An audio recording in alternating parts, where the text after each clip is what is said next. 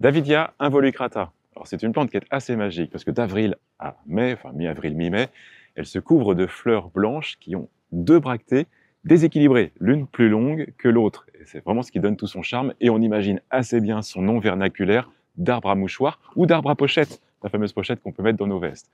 Donc c'est une plante qui va se développer sur 15 mètres de haut à peu près, qui peut prendre 10 mètres de large, donc une plante qui va être assez conique, mais ces branches, qui, comme vous le voyez, qui sont quand même assez longues, assez étalées, forment justement un port qui va être conique, certes, mais quand même très étalé. Surtout, ce côté étalé est renforcé par la couche de feuilles qui vont se positionner sur le dessus de la branche et qui vont laisser apparaître cette fleur qui pend en fait et qui va pendre en dessous.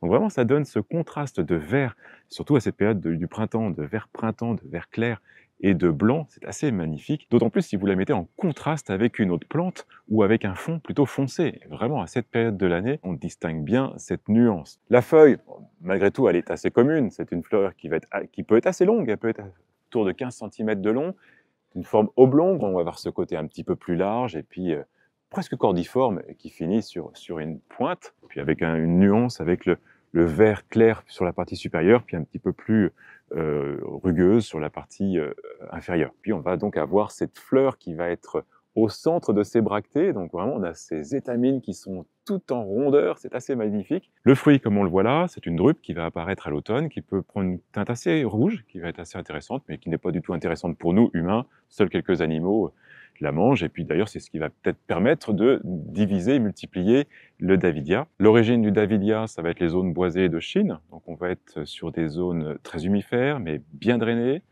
et vous l'exposez, si possible, soleil, pour profiter dès qu'il y a quelques rayons de cette couleur blanche qui va ressortir, mais il tolérera aussi les expositions mi-ombre. Enfin, dernière information, c'est une plante qui est quand même assez lente de croissance et qui est d'autant plus lente au niveau de la floraison. Donc c'est uniquement quand on atteint à peu près 10 ans que l'on va commencer à avoir les belles fleurs s'installer sur les branches. Donc voilà, il faut un petit peu de patience. Ça, c'est surtout si la plante est issue de semis.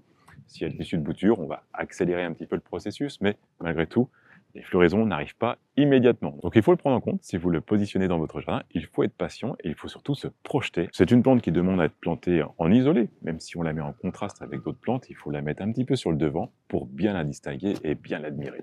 Voilà, Davidia involucrata ou l'arbre à mouchoir, l'arbre à pochette. J'en ai bien.